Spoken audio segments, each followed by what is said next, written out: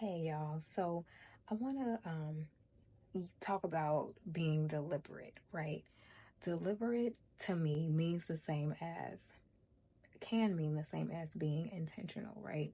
But for me, the word deliberate just sounds a little more aggressive. It sounds a little more consequential, right?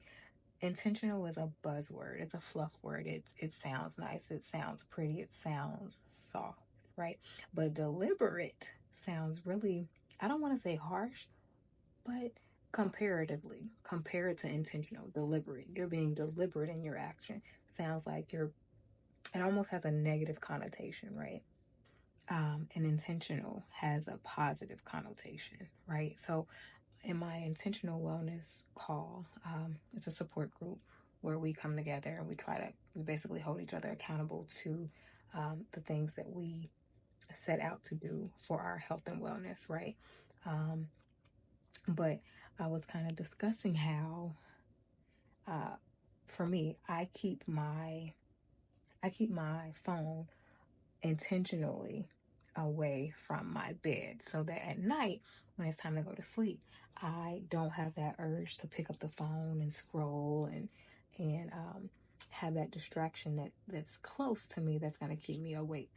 I also deliberately keep it there, away from my bed so that when the alarm goes off in the morning I have to get up out the bed to turn off the alarm. I also deliberately chose a very annoying alarm sound so that it's kind of jarring, right? So I have intentionally and deliberately put these actions in place to get me up out the bed to do the things that I said I want to do, right? I try to get up and do my cardio and stuff like that and get that out the way in the morning. And those are the actions I put into place to do so, right? So, um, I was talking with the group about how I deliberately do those things. But I also talked about how I've been struggling a couple days out of the week when I would get out the bed, go turn off the alarm, but get back in the bed, right? And so I had to use the word deliberate. I'm deliberately getting back in the bed. I'm choosing to go against the things that I said that I wanted to do for myself, for my health, for my wellness. I'm being deliberate in that action. And so it made me this week think about that. Like, deliberate is such a aggressive word. It's an aggressive word. Has that negative connotation. And so when I would get up out the bed and turn off the alarm, that word would ring in my head. Am I going to be deliberate in my action today? Am I going to continue to get ready for my workout? Or am I going to be deliberate in letting myself down and get back in the bed and wait until the next alarm goes off, right? Am I going to be deliberate in my success or be deliberate in my failure?